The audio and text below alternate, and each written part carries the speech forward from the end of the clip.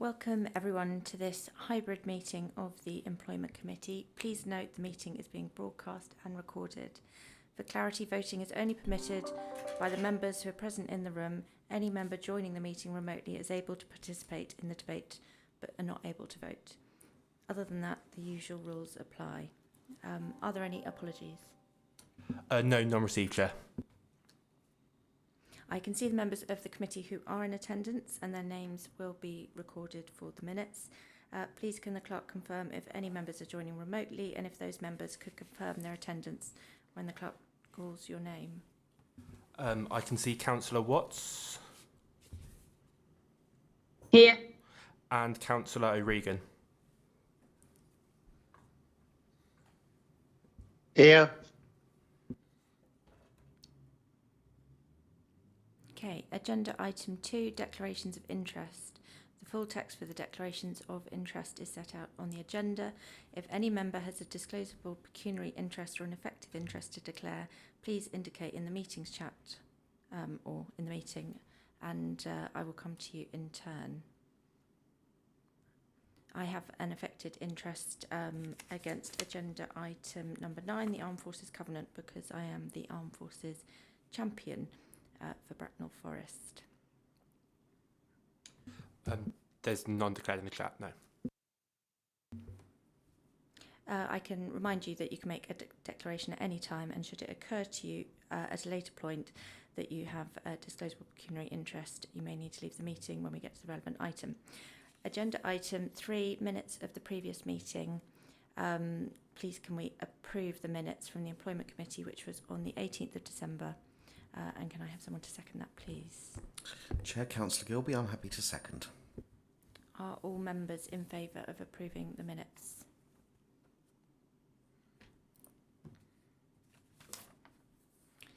Agenda item 4, urgent items of business. Are there any urgent items of business? None notified, Chair. Agenda item 5, I will hand over to Vice Chair Councillor Gilby to provide a verbal update from the local joint committee this afternoon. Thank you, Chair. I'll make it brief. As part of the local joint committee's work today, ourselves and the union representatives went over the pay policy statement, the HR policy review and the Armed Forces Covenant. And apart from one or two typos that were rather helpfully identified during the course of those discussions, there was unanimity on all statements that had been proposed, which I think is a very grand reflection of the work that has been done by officers in working councillor and trade union representatives' concerns together in coming up with these documents. So there's nothing really for me to add beyond that, Chair. Thank you very much. Agenda item 6, we note the minutes of the local joint committee last held on the 18th of December 2023. Please can members confirm they're happy to note these? We don't need to put them to the vote. Agenda item 7, the pay policy statement 2024-2025. The Assistant Director of HR and Organisational Development, Paul Young, is going to present to us, please. Thank you, Chair. The pay policy statement is an annual statement which the Council are required to publish each year. The arrangements have, over the last 2 or 3 years, the committee have seen quite a number of these pay statements because at one stage they were published in the same year as they were actually due to run, but we've actually got them into the right sequence now. So the annual pay statement which we're presenting today is the pay statement for the next financial year, 2024-25. The detail of the pay policy statement isn't no significant changes at all to highlight to the committee. Just as there'll be a number of individual members of this committee that won't have seen this before, just quickly cover the purpose of the report, and it is in reference to and in accordance with the 2011 Localism Act, and the Council are required to publish this annual pay statement. So whilst this information is quite detailed, it's got an awful lot of information in there. All the detail in there actually confirms our responsibilities to publish this. And what we will be asking to do is that once this goes through the Employment Committee today, there is then the requirement to take it to full council to also have this signed off. So the recommendation for the committee this evening is to review and agree the pay policy statement for then to be taken forward to full council. Given this is the first statement that a number of individuals here that would have seen this, I'm happy to take any questions, Chair. Thank you very much. Are there any questions?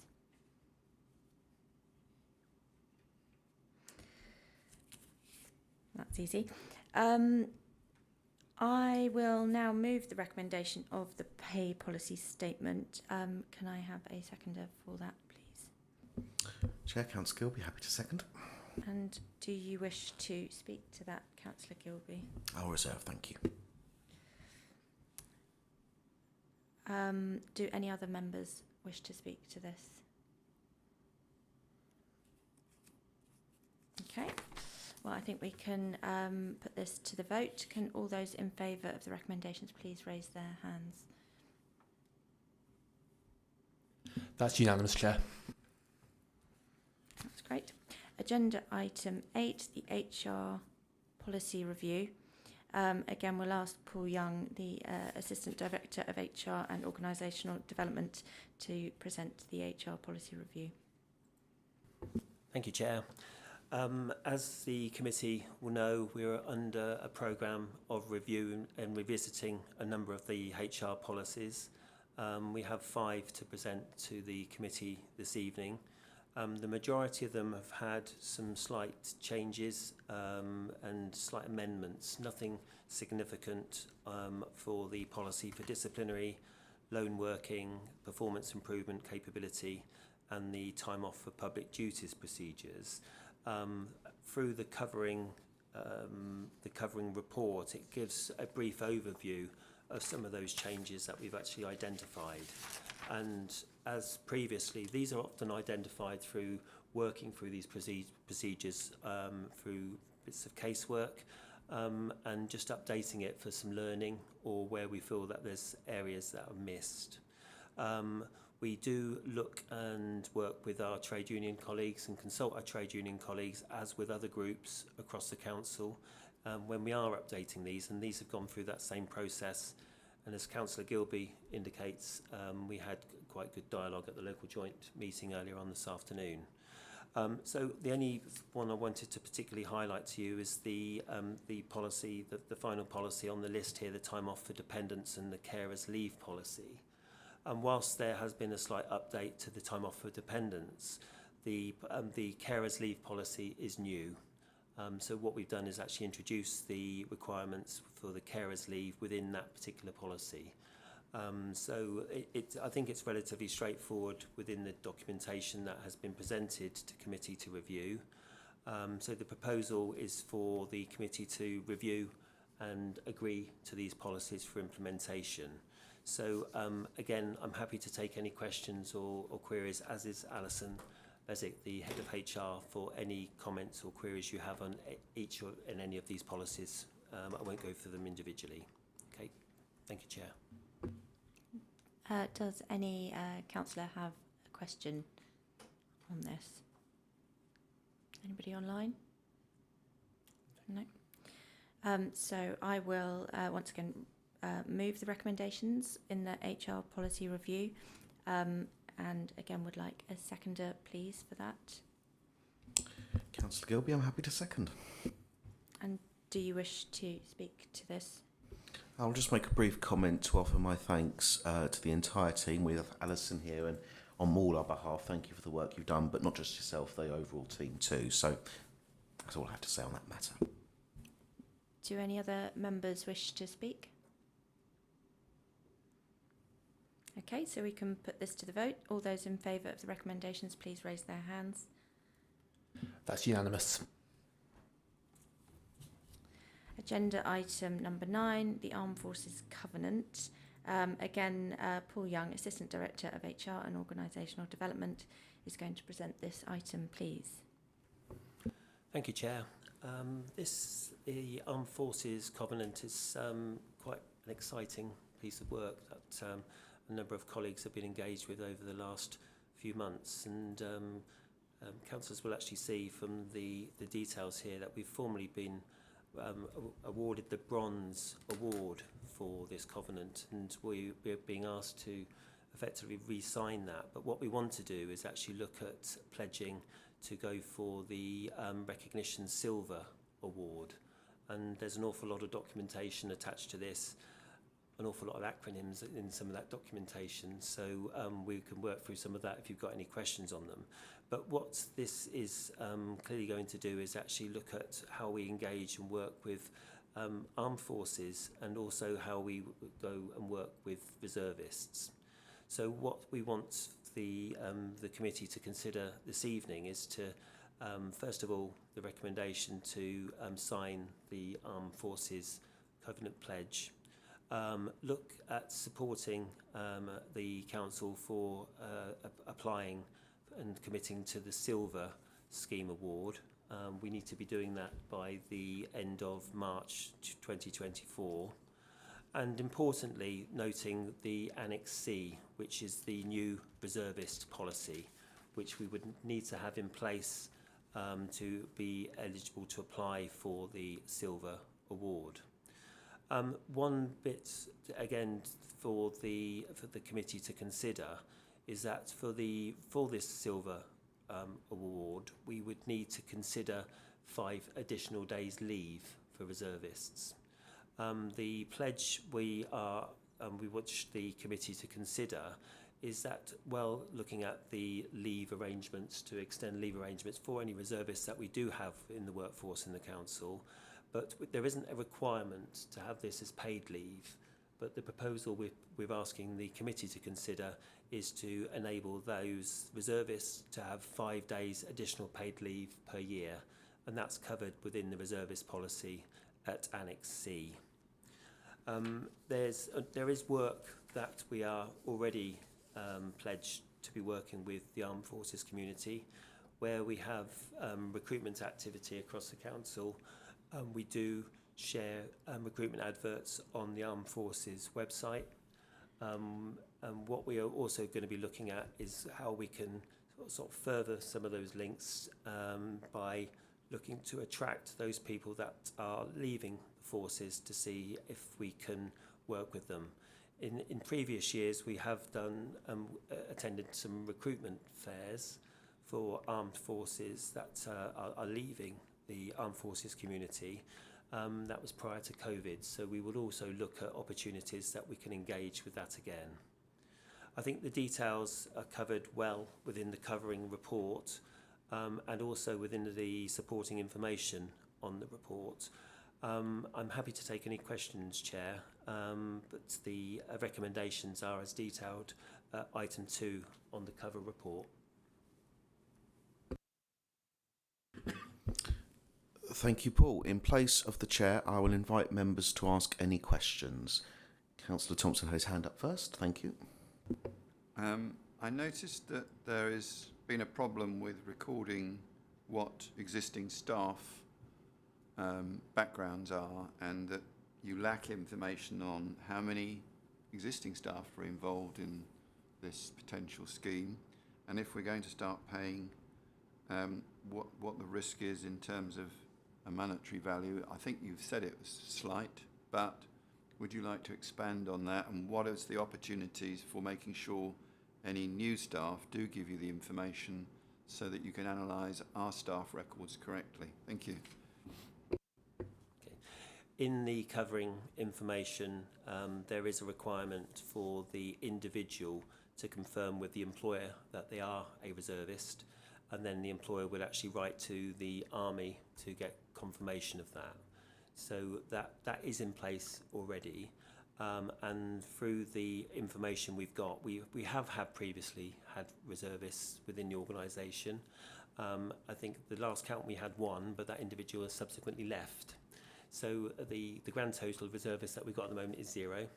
But there are procedures in place to identify individuals, but the individuals themselves have got a responsibility to identify themselves as a reservist, and then there is confirmation that was the responsibility of the employer to follow it through with the forces to confirm that they are indeed a reservist, and that's where we would actually gather that information. Where we do have any future individuals that present themselves, there will be the opportunity now to identify that and to log it on our systems. Thank you, Paul. Councillor Allen. Yeah, it says for Silver Award you provide an additional 5 days. Is that additional to do reservists get a baseline on top of their annual leave, or is it literally 5 days on top of their employee annual leave? Yeah, it's the latter. They don't have any additional days. It's 5 days in additional to their current leave arrangements. And is the only difference between the bronze, silver and gold the number of days leave we give them, or is there any other criteria that we have to qualify for silver? The criteria for silver is detailed on the cover report. Yeah, the significant bit which we need Employment Committee to consider is the leave arrangements, because it is granting 5 days leave, which we don't do at the moment, so that will be a change of the terms and conditions. And clearly we're making representation to say that needs to be paid. The details in terms of what is expected of ourselves is listed in, there's so much information here, Councillor Allen, but it is detailed there about the expectations, and we are looking to put an application in to confirm that we actually meet all those obligations. Thank you, Councillor. Thank you, Paul. Sorry. Councillor McLean. Thank you. As I understand it, reservists are required to use a number of days each year to fulfil their obligations as reservists, which I think perhaps may be in excess of 5 days, but I'm not entirely sure. So it would be reasonable for someone who was acting as a reservist to have, whether it's unpaid or paid leave, additional leave to fulfil those obligations. Do we know how many days reservists are required to give as part of their duties? Yes, the majority of their activities are undertaken over weekends and evenings, but there is a requirement for them to have a 2-week period, 10 days, which they attend a training camp within the forces. The expectation as far as the Silver Award is that there is 5 additional days added. This is what we're applying or considering to apply. The rest of it should be taken as annual leave. Should we in future be looking at the Gold Award, then the expectations are that we increase that to 10 days. But at the moment we're just looking at the 5 days, but there is absolutely an expectation that through some of these activities that the reservists will be undertaking, that they actually take it out of their own existing annual leave. Excuse me. Thank you, Paul. Any other questions? No, in that case, I shall then move the recommendations contained within the report, specifically recommendations 2.1, 2.2, 2.3 and 2.4. Do I have a seconder? Seconded, Chair. Thank you, Councillor Allen. I will then ask the seconder if they would like to speak. Happy to reserve. Thank you. Would anyone else like to speak on this? Councillor McLean? Thank you. Yes, I think I'm fully in support of this, not least because, first and foremost, it underscores our support for the work of the armed forces, people who are prepared to put their lives at risk for the sake of the rest of us, but also given the heightened state of tensions and the anecdotal evidence that suggests that things may become a bit sticky and reservists may well be called up. I think us demonstrating our support for those people is commendable, and certainly if they're expected to give up 10 days annual leave to fulfil their duties as reservists, the least Bracknell Forest can do for any members of the Armed Forces Reserves is support them by giving them an extra 5 days paid leave each year. So yes, it has my full support. Thank you. Thank you. Any other members? Seconder, any last chance to speak? Nope, thank you. In that case, then we will go to a vote. All those in favour of the recommendations, please raise your hand. And that is unanimous. unanimous. Thank you very much. Thank you very much. So, thank you, members of the committee, for attending this evening. I can now declare the meeting closed.